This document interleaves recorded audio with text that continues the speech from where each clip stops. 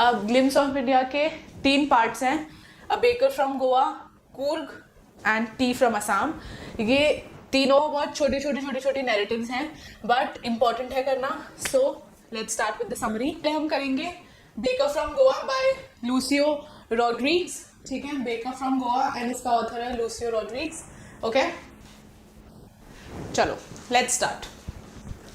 तो सबसे पहले मैं आपको इसका एक बैकग्राउंड देना चाहूँगी। बेसिकली ये जो स्टोरी है ये एक रियल लाइफ इंस्टेंस है जो हमारे ऑथर है उनने अपनी चाइल्डहुड मेमोरीज के बारे में बताया है। जब वो गोवा में रहते थे तो उनकी बेस्ट चाइल्डहुड मेमोरी क्या थी वो इसके अंदर हमें बताया गया है। So let's start. So basically this story is all about Goa.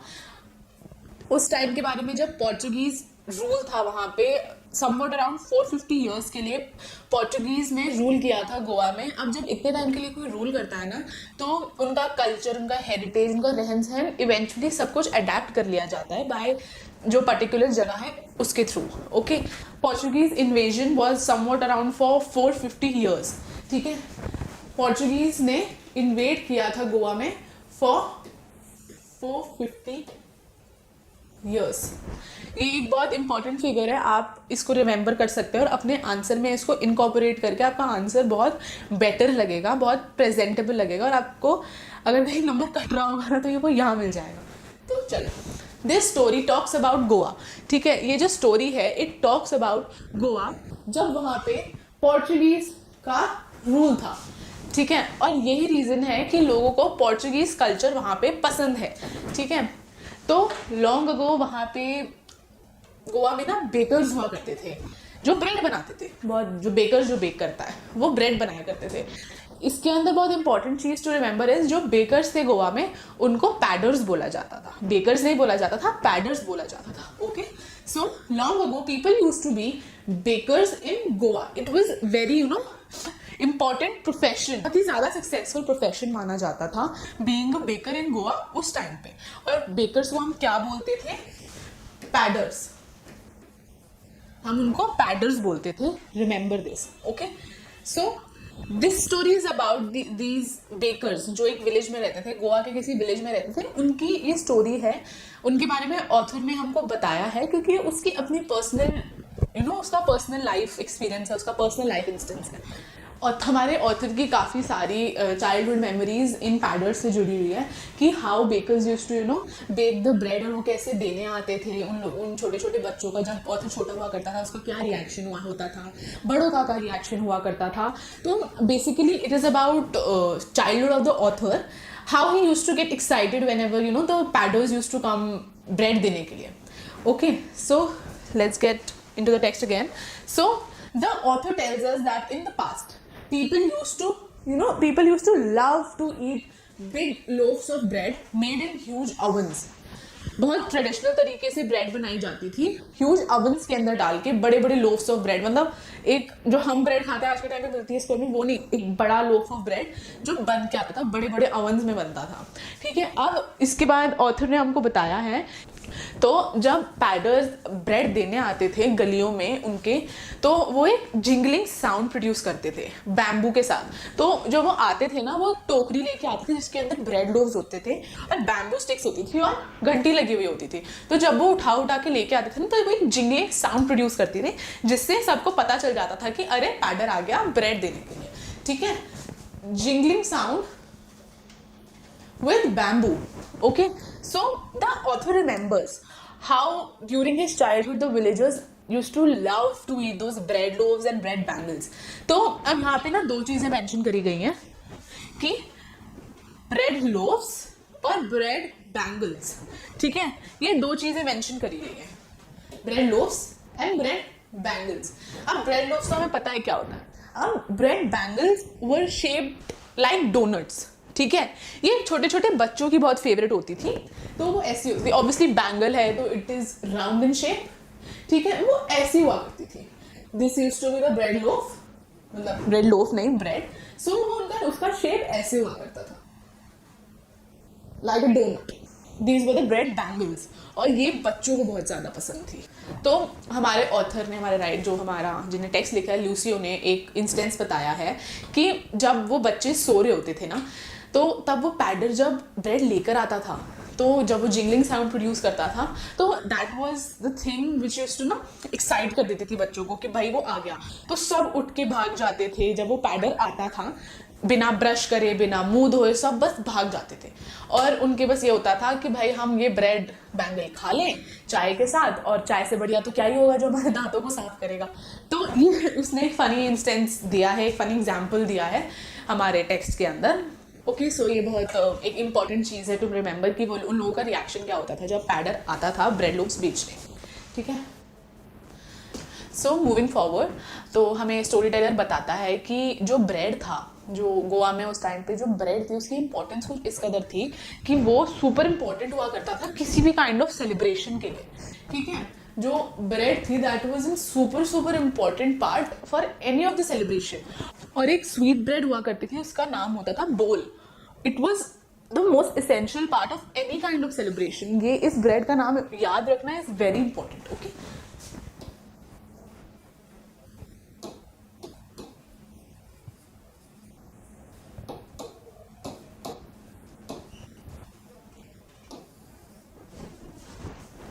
sweet bread named bowl was extremely important for any kind of celebration.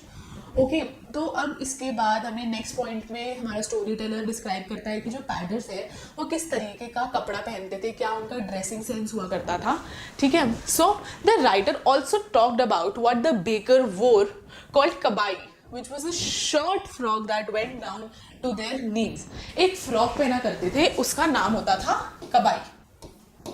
ठीक है, ये याद रखना, उसका नाम होता था कबाई, and it was a short frock. एक फ्रॉक हुआ करता था जो जस्ट उनके घुटनों के बस नीचे खत्म हो जाता था।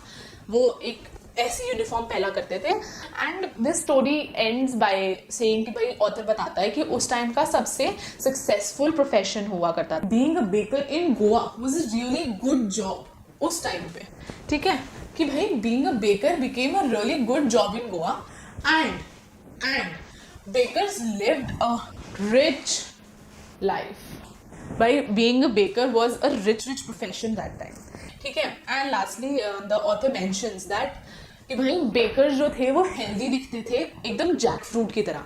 ठीक है, ये इसने जैक फ्रूट जो एक आपने फ्रूट देखा होगा भाई कि जैक फ्रूट क्या होता है, तो बड़ा स्ट्रॉन्ग फ्रूट होता है, बहुत मोटा सा। तो उसके अंदर उसने जैक फ्रूट को बेकर्स के साथ कंपेयर किया है बाय सेइंग कि वो स्ट्रॉन्ग और हेल्दी होते थे। Being a fruit, jackfruit है तो वो हेल्दी है।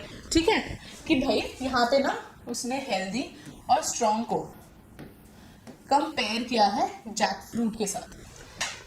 बाय कंपेयरिंग जैक फ्रूट के साथ स्टोरी टेलर यहाँ पे ये बताना चाह रहा था कि भाई वो स्ट्रॉन्ग है, healthy, and they were living a very very good life, they were doing extremely good. और ये बोलते हुए स्टोरी का एंड हो जाता है। ठीक है, सो अगर मैं आपको फिंगर्स पे पॉइंट्स पे समराइज करूँ कि क्या था इसके अंदर, बेसिकली इट इज़ अबाउट हमारे स्टोरी टेलर के बचपन की स्टोरी है। ये उसका रियल लाइफ इंस्टेंस है, showing the love for Portuguese culture, showing the love for the bread bangles, how bread was important for every occasion.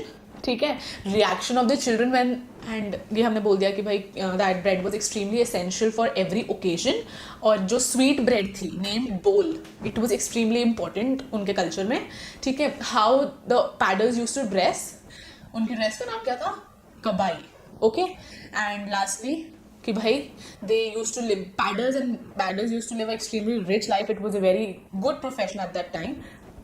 And तो last point था how he compared healthy and strong padders to a jackfruit. ठीक है, so with this we come to end of पहला extract of Glimpse of India, which is a baker from Goa. ठीक है,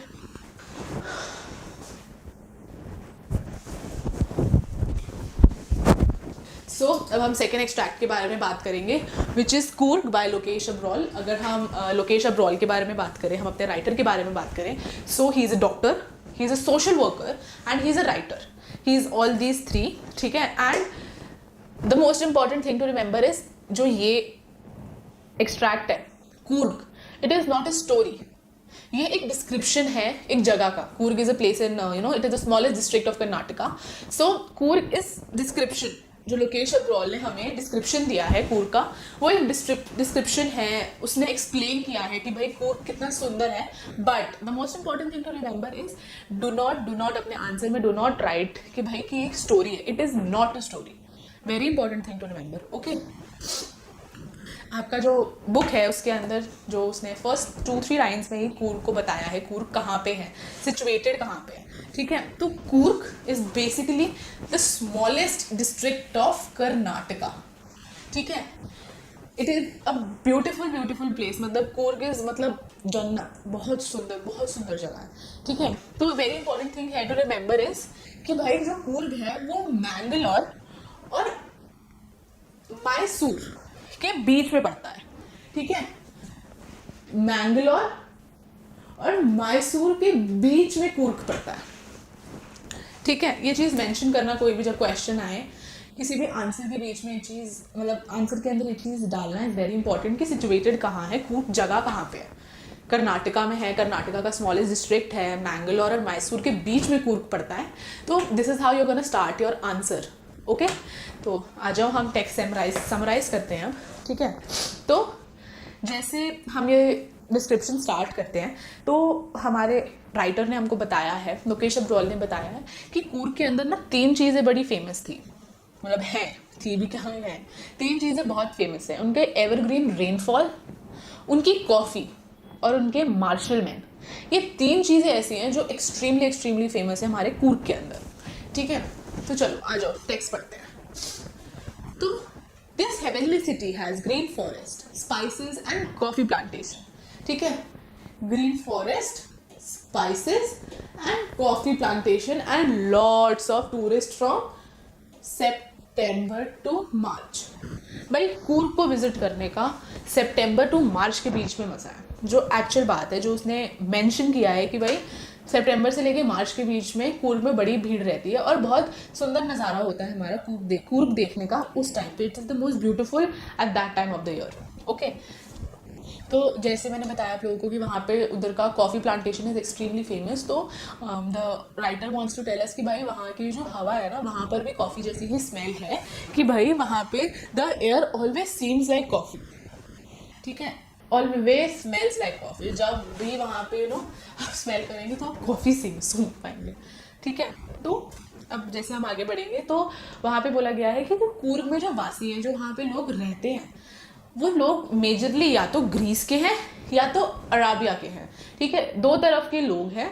तो वहाँ पे ना अलेक्जेंडर का रूल था. वहाँ पे Alexander long time ago settle हो गया था और फिर जब वॉर खत्म हुई तो उनको जाने का रास्ता नहीं मिला. तो people apparently settle down there. वहाँ पे ग्रीस के लोग और अरब के लोग वहाँ पे सेटल होने लग गए. तो अब वो सेटल कैसे हुए, वहाँ के लोकल से मैरिज कर ली. जब वहाँ पे लोकल से मैरिज कर ली, उन लोगों ने अपनी फैमिली स्टार्ट कर ली. तो दैट्स हाउ वो ब्रिज लिंक हो जाता है 2 जगहों का. ठीक है, the folks in Coorg are quite independent and have a link to Greece and Arabia because of the part of Alexander's army settled here a long time ago. ठीक है, क्योंकि अलेक्जेंडर की जो फैमिली थी, अलेक्जेंडर की जो army थी वो लॉन्ग टाइम अगो सेटल कर गई थी कूर्ग के अंदर और फिर वहाँ पे उन लोगों ने शादी कर ली लोकल से. तो दैट्स हाउ वहाँ की जो मेजर पॉपुलेशन है that has link with the Greece and the Arabs. Okay, and फिर उसके बाद उसने लोकेश अग्रवाल ने हमारे राइटर ने वहाँ पे कॉमन चीज़ें बताई है. How Arabs and the people in the Coorg have a same dressing sense. ठीक है, तो he told that people in Coorg wear a long black coat called kupia similar to what Arabs wear. So we are familiar कि भाई Arabs पूरा ऐसे लंबा बुरखा and all पहनते हैं. They cover their whole body and so यहाँ पे उसने वो सिमिलैरिटी दिखाई है कि हमारे कूर्ग में भी लोग लॉन्ग ब्लैक कोट पहनते हैं नेम्ड एज कुपिया, जो सेम अरब्स भी पहनते हैं. ओके, 3 पॉइंट्स में से 2 की बात कर ली, उनकी एवरग्रीन रेन फॉरेस्ट कर ली और हमने उनकी कॉफ़ी प्लांटेशन के बारे में बात कर ली. अब जो तीसरा पॉइंट है दैट इज़ उनके मार्शल मैन. ठीक है, ये बहुत इंपॉर्टेंट चीज़ है जो मैं आपको पढ़ाने वाली हूँ. ठीक है, उनके जो क्योंकि कूर्ग रेजिमेंट हमारी इंडियन आर्मी का बहुत बड़ा पार्ट है. ठीक है, बहुत ही ज़्यादा बड़ा पार्ट है हमारा। The Kurg regiment, which is a big part of Indian Army, is quite important. So the Kurg regiment is very big part of Indian Army. ठीक है, और जो हमारे फर्स्ट कमांडर थे, जो हमारे फर्स्ट इंडियन कमांडर थे, वो कुर्ग से ही थे। जो कमांडर इन चीफ हमारे थे, वो कुर्ग से थे। ये बहुत इंपॉर्टेंट पॉइंट है, ठीक है। The first Indian commander in chief of the Indian army, general Cariappa, came from Coorg. वो फर्स्ट पर्सन थे जो कुर्ग से थे, तो इसलिए इंडियन आर्मी का बहुत बड़ा पार्ट है कुर्ग रेजिमेंट, ठीक है। सो एंड लास्टली हमें जो राइटर है वो बताता है कि अगर आपको पानी पसंद है, आपको स्पोर्ट्स पसंद है, एक्टिविटीज़ पसंद है, तो आपको कूर्ग में बहुत मज़ा आएगा। मतलब once in a lifetime आपको यहाँ पे तो भाई आना ही चाहिए। Coorg is a heavenly place. Okay, so with 3 चीज़ें एक्सप्लेन करने के बाद कि वहाँ का एवरग्रीन रेन फॉरेस्ट कैसा है वहाँ पे, और वहाँ के कॉफ़ी प्लांटेशन कैसी है, और वहाँ के मार्शल मैन, ये 3 पॉइंट्स हैं। कोई भी आंसर आएगा आपको इन 3 पॉइंट्स को मेंशन करना है और इन 3 पॉइंट्स को एक्सप्लेन करना है, ठीक है। हर क्वेश्चन आएगा, क्योंकि eventually every question is revolving around these 3 things only.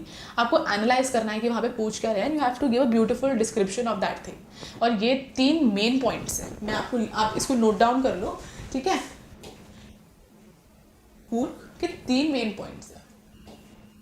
सबसे पहले उनका कॉफी प्लांटेशन, ठीक है, उनका एवरग्रीन रेन फॉरेस्ट, और उनके मार्शल मैन। ये 3 मेन चीजें जो आप लोगों को अपने दिमाग में रखनी है। एंड विद दिस हमने इसका सेकंड पार्ट भी कंप्लीट कर लिया है। कुछ भी पूछना हो, कुछ भी डाउट हो, हमें कमेंट सेक्शन में बताओ, हम ज़रूर इसको आंसर करेंगे, ठीक है। So this is all for Coorg by Lokesh अब्रॉल।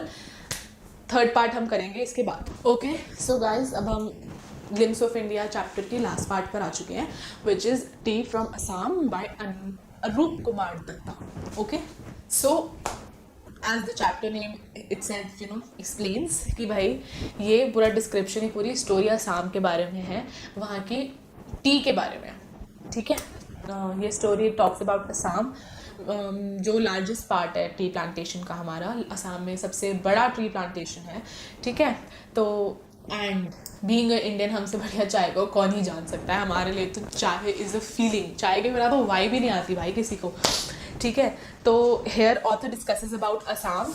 ही मतलब Arup Kumar Datta is born and brought up in Assam. He is grown up there and he talks about tea. He only talks about tea. तो उसके अंदर इट स्टार्ट्स चाय गरम गरम चाय, चाय गरम गरम चाय। अब ये 2-4 वर्ड्स हमें बताता है कि भाई जो प्रोटैगनिस्ट है वो तो भाई ट्रेन में है, ठीक है। तो हमारी स्टोरी के प्रोटैगनिस्ट कौन है? राजवीर एंड प्रांजल। प्रांजल असम से है, ठीक है, और ये उसका क्लासमेट है। प्रांजल ने राजवीर को इनवाइट किया है छुट्टियों में अपने साथ असम घूमने को, ठीक है। ये दोनों ट्रेन में होते हैं, असम जा रहे होते हैं, ये एक दूसरे से बात करते हुए जाते होते हैं, और राजवीर बहुत एक्साइटेड होता है असम जाने को, बिकॉज वो उसकी फर्स्ट ट्रिप होती है। बस जाहिर सी बात है भाई, तुम पहली बार कहीं जा रहे हो, तुम तो बहुत एक्साइटेड हो गई, ठीक है। So Rajveer seems to be extremely excited, and उसके पास जो भी नॉलेज है असम के लिए, टी के लिए, वो प्रांजल को बताता हुआ जाता है, ठीक है, और वो एक दूसरे से बातें शेयर करते हुए जाते हैं, ठीक है। सो the story starts with 2 friends, Rajveer and Pranjal, who were traveling to Assam. ठीक है? Along the way, they bought fresh tea from a roadside seller and talked about their special tea in that area. Train में जाते जाते वो लोग चाय P रहे हैं और हर पर्टिकुलर एरिया की स्पेशलिटी, स्पेशल चाय के बारे में बात करें कि वहाँ पे किस तरीके की चाय है जो फेमस है, ठीक है। चाय की चुस्कियाँ लेते हुए प्रांजल और राजवीर एक दूसरे को अपनी नॉलेज शेयर कर रहे हैं जो उनको है, ठीक है। तो राजवीर बताता है प्रांजल को कि more than 80 crore cups of T R consumed world wide every day. 80 crore चाय रोज। सो राजवीर बताता है कि भाई 80 करोड़ की मतलब 80 करोड़ कप्स हैं जो डेली बिकते हैं चाय के वर्ल्ड वाइड, ठीक है। तो भाई राजवीर जो है वो असम का ब्यूटीफुल व्यू एंजॉय करते करते जा रहा है। प्रांजल अपनी किताब पढ़ रहा है, मतलब डिटेक्टिव बुक पढ़ रहा है प्रांजल को ही, ठीक है। तो ये करते करते ऐसे बातें करते करते चाय के बारे में बात करते करते तो वो असम की तरफ जा रहे हैं। तो फिर राजवीर बताता है प्रांजल को कि असम जो है it is well known for having the biggest farm of tea. जैसे मैंने आपको बताया कि असम का लार्जेस्ट प्लांटेशन है टी का, ठीक है, लार्जेस्ट प्लांटेशन फॉर टी। तो राजवीर उसको बताता है। तो विद दिस हमें अगर स्टोरी में, इस स्टोरी में एक एक राजवीर एक एग्जाम्पल देता है किसी के बारे में, एक बुद्धिस्ट मॉन्क के बारे में एक एग्जाम्पल देता है, ठीक है। Rajveer also mention an Indian tale, एक इंडियन टेल मेंशन करता है अबाउट अ बुद्धिस्ट मॉन्क, बुद्धि धर्मा। मतलब मुझे ऐसे लगता है लोगों ने सुना होगा इनके बारे में। So basically this is a story about a monk, एक संत आदमी के बारे में जो तपस्या कर रहा होगा, ठीक है, कर रहा होगा, आई मीन कर रहा था।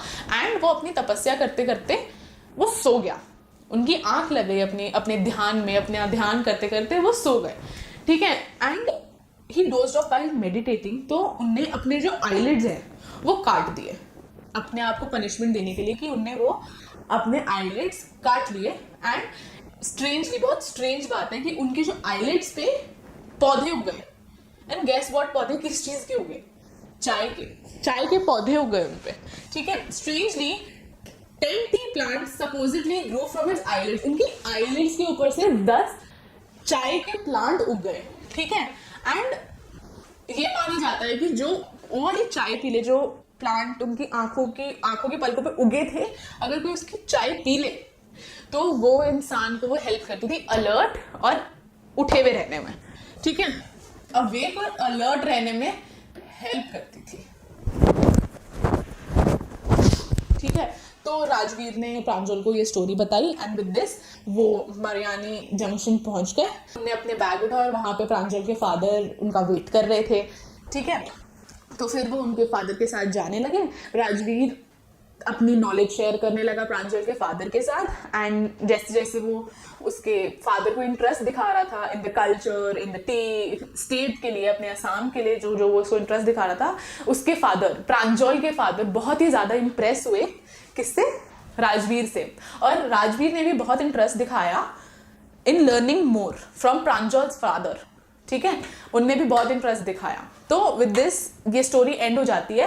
How he talks about the Buddhist monk, अपना असम के लिए प्यार दिखाना, चाय के लिए प्यार दिखाना, उसकी नॉलेज होना असम के लिए, इस चैप्टर के अंदर हमें ये पता चलता है। और इसी के साथ ये पूरा टेक्स्ट यहाँ खत्म हो जाता है। ओके, सो एंड में हम तो कंक्लूजन की बात करते ही करते हैं हर चैप्टर के अंदर। सो अब कंक्लूजन क्या निकलता है? अब यहाँ पे ना हमें 3 जगहों के बारे में, गोवा के बारे में, कूर्ग के बारे में और असम के बारे में, 3 अलग अलग जगहों के बारे में पता चला, डिस्क्रिप्शन पता चला, वहाँ के कल्चर, वहाँ की हेरिटेज पता चली।